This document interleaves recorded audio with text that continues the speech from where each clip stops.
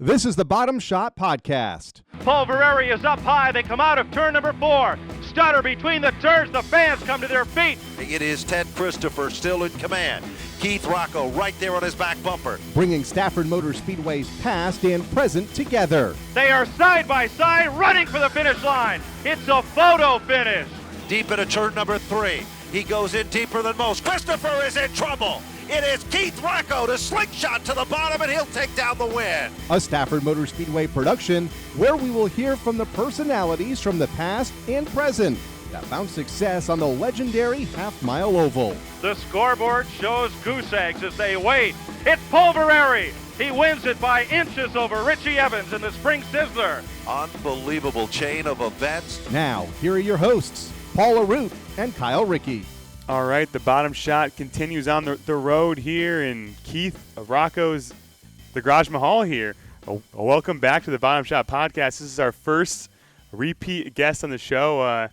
Thanks for coming on and having us. No problem. Thanks for showing up. Well, another amazing Keith Rocco season. It was a weird one, but at the end of it, you know, it's a typical Keith Rocco title. And it's your 4th career title at Stafford. 18th in NASCAR title, absolutely amazing. Kind of talk us through how the season started or didn't start. We didn't, the COVID was in play here, up until June. What was it like, preparing the cars or not preparing the cars and without knowing, hey, if we're ever going to even race this year? Well, first off, it seems for whatever reason, every time someone always stacks something in front of us and tries to hold us down, that's when we really put our cards out and succeed. So, the whole COVID thing just seemed to make us work harder. When race season finally did start and we were able to go to Stafford and race, our stuff was done, prepared, ready to load up, ready to race. And I was relaxed, We were just – I was out front of my house putting a new sidewalk in because I had nothing to do. So the extra time that you had, the cars done far in advance and you just kind of had time to chill out? I wouldn't say it was like waxed and ready to load in the trailer, but we were in good shape. All the years I've raced, probably since, from the days of helping Ted in 2001, I've never had so much time in my hands when COVID hit. It was like we were standing around with nothing to do, and, it was like life-changing because what racing does to a family and to, my wife who's grown up around it, it's literally, it's what you do. Racing is life. And then when it all came to a halt, we didn't know what to do with ourselves, We had no idea. I can understand that. We were scrambling up there like, what the heck is going to happen? But it got open. We got open in end of June, and you picked up right at the, it's like it never even ended, right? You were fast out of the gate. Talk to us about your first night back at the track after it felt like forever off. Well, what the strangest thing was, like, normally you're used to going to the racetrack and it being a long, drawn-out weekend, practice Friday, qualify Saturday. Time to prepare, yeah. Yeah, it's like we went there and it was like right back to the daily grind of a Friday night, which was awesome, rather than spending the whole weekend there. And, it was just like right back to where we left off, winning.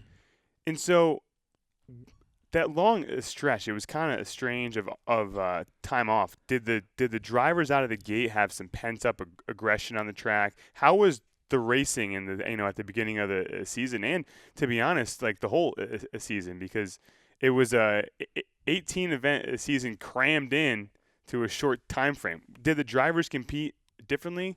It was crazy because my whole aspect was I started this parts business over the winter. Mm-hmm. And I stocked up on all front bumpers and Nerf bars. And I figured, all right, here we go. We're going in the first Friday night. Everybody's built up, ready to go. Like there's going to be some serious carnage.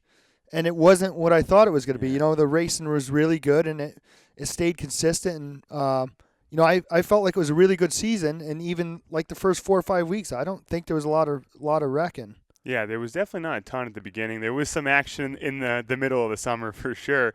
But let's talk about your season. There wasn't a single finish outside the top 10. You finished every event. Amazing season. It's got to be a top in your career. Have you ever had a season where you are in the top 10 of every event? There's multiple ways to look at this. I felt like it was a great season. I think we definitely won the first one. I'm not sure after that, but I remember after the first or second one, I remember getting tangled up like 2 weeks in a row. You know what I mean? We ended up on pit road like within lap 5, and I think the difference this year was just the people we had on pit road, the help that we had. My brother's over there helping John Rafano, so when there's years where he wasn't able to make it to the track, he was there. He'd jump in. John would jump in. I mean, we picked up some new help, in the last couple of years, just good friends of mine. And I think that's what really made the difference this year is when we did come down pit road and we had a problem, we've had flat tires. We've, knocked the toe out. There was one night the right rear Nerf bar or right side Nerf bar was stuffed in the tire. Those are nights that we weren't wrecked, but those were nights where we might not have made it back out. Like with the Nerf bar being stuffed in the tire, that some guys can't get that out. Somehow them guys got that tire out of the Nerf bar, and we went out and still in top 10. Yeah, came out with a great finish. And that isn't a slouch at all, because all this summer we had 25 plus cars there every single Friday. So to get into the top 10 is solid, and for some drivers, it's a career best inside the top 10.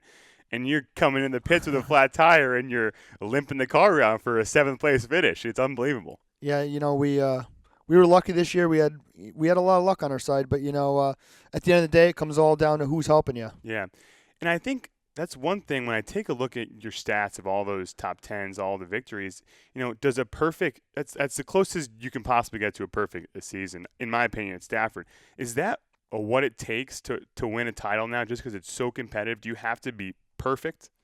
I wouldn't say you have to be perfect, but in my record book, I always judge it by wins. I think I've heard this before. You've you heard want it to win before. every single race. I judge it by wins, but obviously we won the most races this year. I think last year we were tied for the most wins. You need the wins. You know what I mean? Mm-hmm. I mean, back in the day, you had Corky Cookman. I think that's who it was that used to. No, it was Jerry Cook. Jerry Cook. Oh yeah, Stroker never won a race. Went all year without winning a race. Win national title. I couldn't imagine. I'd quit. I think I'd quit if I was in his shoes. But we always race for the wins. You race for the wins. You're up front. You're battling with good cars. It's not when you get in trouble is when you're battling. 8th to 12th. Mm-hmm. With that caliber of drivers, and when you're up front running in the top 3, it's always the best drivers in the field. Yeah. You got Chase Dowling. You got Ronnie Williams. You got Todd Owen. You got all the best drivers with the best car control. So when you're racing up there in the top 5, a lot less chance of getting wrecked. Mm-hmm. And I'd agree. I mean, the talent in the SKs are unbelievable, from kids who've graduated out of the SK Elites and have really come on, like a Chase Dowling, or a guy like a Todd Owen who's really come into his own in the last couple of seasons. Talk to us about, this is your 4th title, so talk to us about how the racing and the competitors have changed from that first title until now. Is it the same? Is it different? Kind of talk us through it. It's such a different caliber of drivers. When I started, I was the young one coming in. You had Ted Christopher. You had Frank Rocco. You had Kenny Horton. You had Lloyd Agor. Mm-hmm. You had Bo Gunning's in there, right? Bo Gunning. Yeah. You had Willie Hardy. I mean, these are guys that are gone. Yeah. I don't even know where they are. Where'd they go? Yeah. And then the times have changed. Them guys went out. New guys came in. Like, you're still battling for wins, but you're battling a completely different caliber of drivers, a different age group of drivers, a different mentality of drivers. It's just so different. Back in the day, Ted Christopher, Bo Gunning, Lloyd Agor, those guys were old school drivers. You know what I mean? They did all their own work. They worked on their cars. They paid for their stuff. Now you got a completely different caliber of drivers. You got the Ronnie Williams, drives for somebody else. The father, writes the check. It's just a different caliber of drivers. It's changed. It's took a complete 180 turn of what it used to be. Mm-hmm. I will say, though, the racing in the last couple of seasons, absolutely incredible to watch. I don't know if on track is different or not, but I remember as a kid, it was pretty rough out there in the SK Modifieds. Now I see the top 8 guys going 2x2 for 20 laps, and it blows my mind.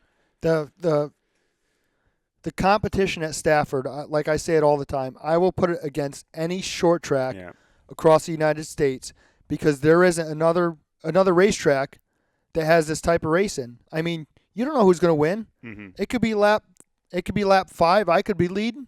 You don't know. There's still 35 laps to go. You don't know. Nobody knows what's going to happen on that racetrack. Anything could happen. Mm-hmm. Anybody could win. The guy running 8th could win the race. Yeah. It don't matter. And we saw that at the end of the season with that crazy finish with the second to last event. Todd Owens in the lead.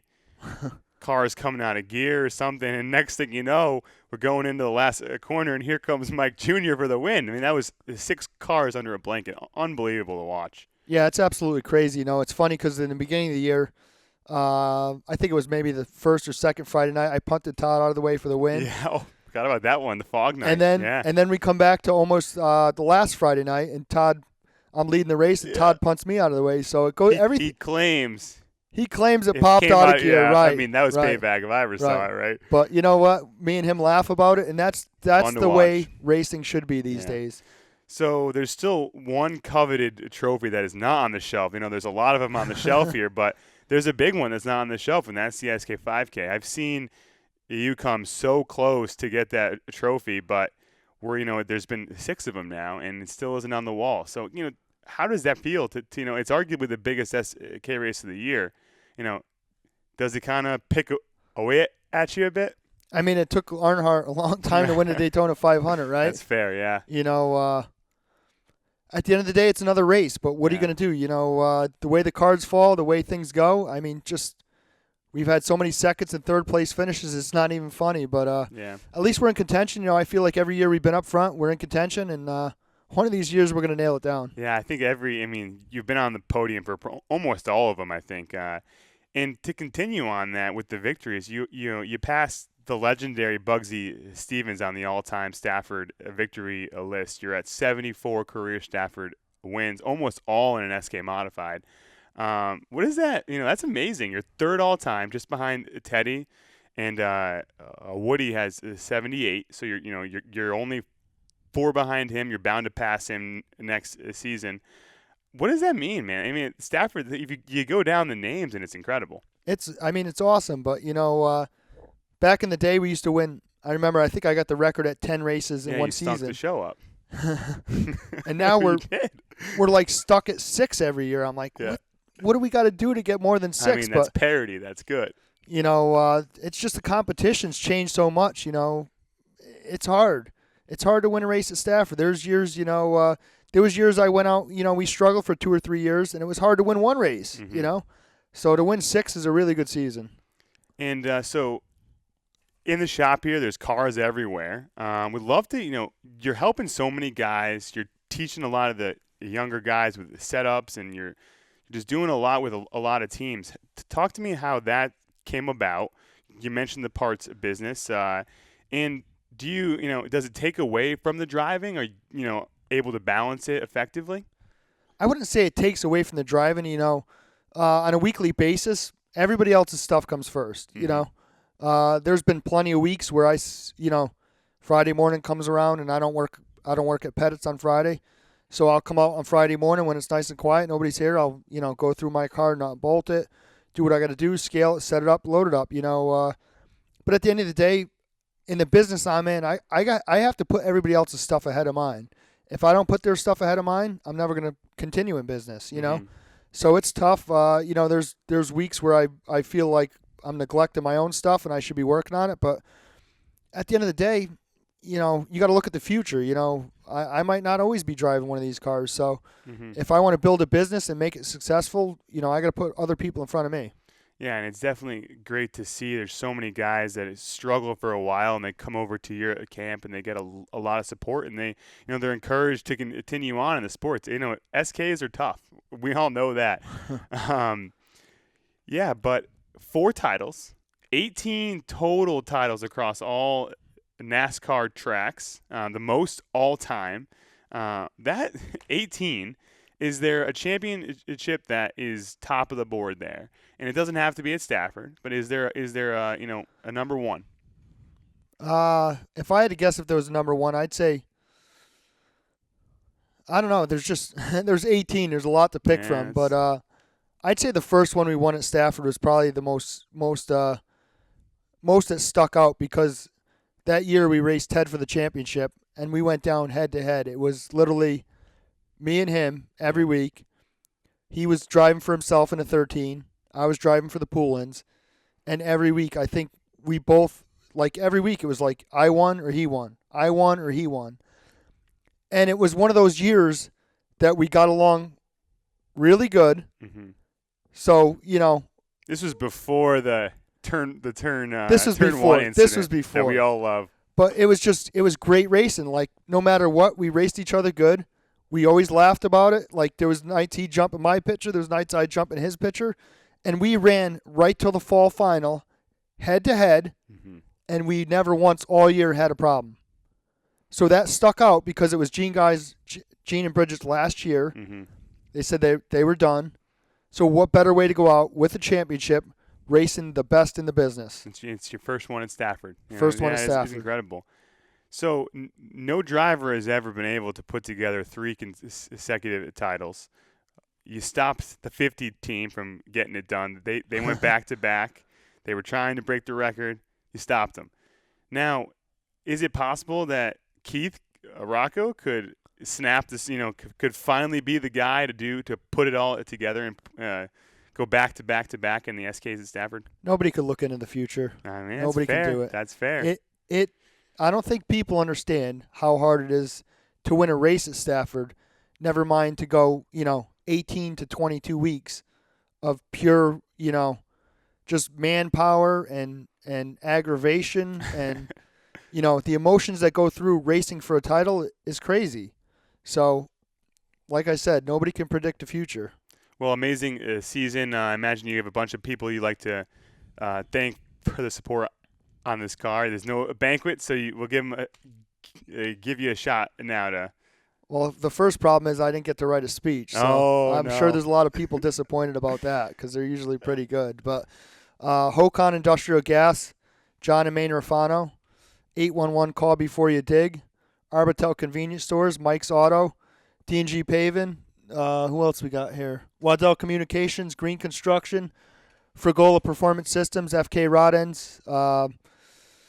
List goes on. Dunleavy's Truck and Trailer Repair, and Troyer Race Cars, LFR Race Cars, Pettit for the Horsepower, and my whole team. Without the team, none of this would be possible because there's a lot here to do in a shop during the week.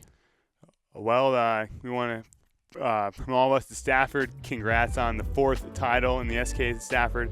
You're a great champion. You do a great job with all your support of other teams, and we love to have you at Stafford, and we look forward to seeing you park the 88 in Napa Victory Lane plenty of times down the road. I appreciate it. Thank you.